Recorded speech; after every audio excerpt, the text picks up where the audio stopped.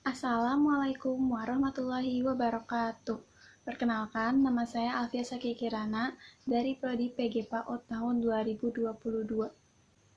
Saya ingin mempresentasikan materi konsep perkembangan nilai-nilai moral atau agama anak usia dini untuk memenuhi tugas mata kuliah pendidikan dasar anak usia dini dengan dosen pengampu Ibu Dr. Adiati Faturosona, MPD. Sebelum mulai ke materi, saya ingin menjelaskan apa itu anak. Anak adalah penerus generasi keluarga dan bangsa. Perlu mendapatkan pendidikan yang baik agar potensi-potensi dirinya dapat berkembang dengan pesat, sehingga anak akan tumbuh menjadi manusia yang memiliki kepribadian yang tangguh dan memiliki berbagai macam kemampuan dan keterampilan yang bermanfaat. Oleh karena itu, penting bagi keluarga, lembaga-lembaga pendidikan berperan dan bertanggung jawab dalam memberikan berbagai macam stimulasi dan bimbingan yang tepat sehingga akan tercipta generasi penerus yang tangguh.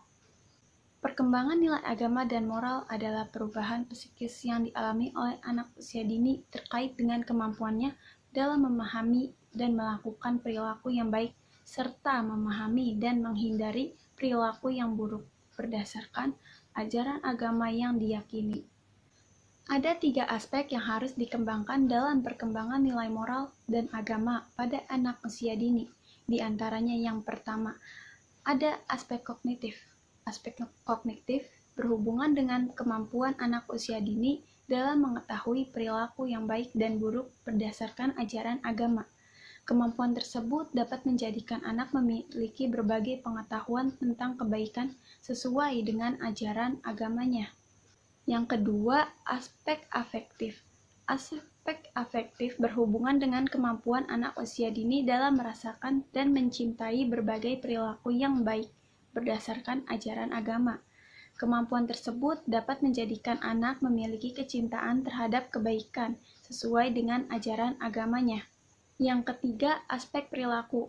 Aspek perilaku berhubungan dengan kemampuan anak usia dini dalam memilih melakukan perbuatan yang baik dan memilih menghindari perbuatan yang buruk sesuai dengan peraturan yang didasari ajaran agamanya.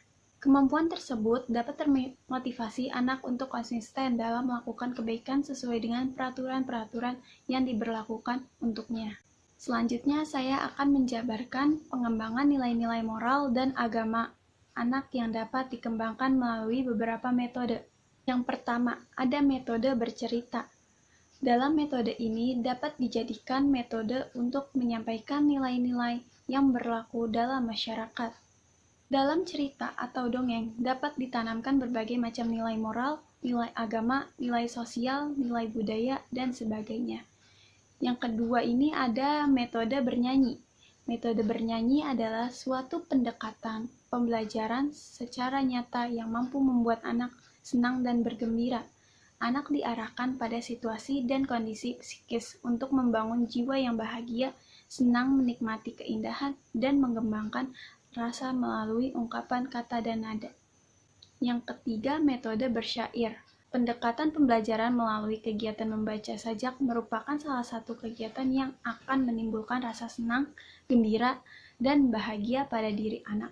Secara psikologis, anak taman kanak-kanak sangat haus dengan dorongan rasa ingin tahu, ingin mencoba segala sesuatu, dan ingin melakukan sesuatu yang belum pernah dialami atau dilakukannya. Yang keempat, ada metode karya wisata. Metode ini bertujuan untuk mengembangkan aspek perkembangan anak yang sesuai dengan kebutuhannya. Tujuan berkarya wisata perlu dihubungkan dengan tema-tema yang sesuai dengan pengembangan aspek perkembangan anak. Tema yang sesuai seperti binatang, pekerjaan, kehidupan kota atau desa, pesisir, dan pegunungan. Yang kelima, metode pembiasaan. Metode pembiasaan terkait dengan penanaman moral lebih banyak dilakukan melalui pembiasaan tingkah laku dalam proses pembelajaran. Hal ini dapat dilihat pada berdoa sebelum dan sesudah belajar, berdoa sebelum makan dan minum, mengucap salam kepada guru dan teman, merapihkan mainan setelah belajar, berbaris sebelum masuk kelas, dan sebagainya. Yang keenam ini ada metode bermain. Metode bermain ternyata banyak mengandung nilai moral, diantaranya mau mengalah, kerjasama, tolong-menolong, budaya antri, dan menghormati teman. Pengertian dan pemahaman terhadap nilai moral mau menerima kekalahan atau mengalah adalah salah satu hal yang harus ditanamkan sejak dini. Yang ketujuh, metode outbound. Metode outbound merupakan suatu kegiatan yang memungkinkan anak untuk bersatu dengan alam. Melalui kegiatan ini, anak akan dengan leluasa menikmati segala bentuk tanaman, hewan, dan makhluk ciptaan Allah yang lain. Cara ini dilakukan agar anak tidak hanya memahami apa yang dituturkan oleh guru atau pendidik di dalam kelas, melainkan mereka diajak langsung melihat sesuatu yang sebelumnya pernah diceritakan di dalam kelas, sehingga apa yang terjadi di kelas akan ada sinkronisasi dengan apa yang tampak di lapangan atau alam terbuka. Yang kedelapan, metode bermain peran.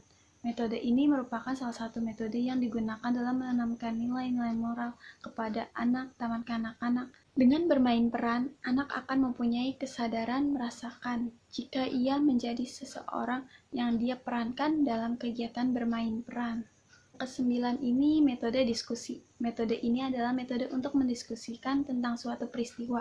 Sisanya dilakukan dengan cara siswa diminta untuk memperhatikan sebuah tayangan dari CD. Kemudian, setelah selesai, siswa diajak berdiskusi tentang tayangan tersebut. Isi diskusinya antara lain, mengapa hal tersebut dilakukan, mengapa anak itu dikatakan baik, mengapa harus menyayangi, dan sebagainya. Yang ke-10, metode keteladanan. Menurut Cepi Cahyono, guru moral ideal adalah yang dapat menempatkan dirinya sebagai fasilitator, pemimpin, orang tua, dan bahkan tempat menyadarkan kepercayaan, serta membantu orang lain dalam melakukan refleksi. Perkembangan nilai agama dan moral pada anak usia dini sendiri sangat dipengaruhi oleh sikap orang tua terhadapnya sejak ia dilahirkan.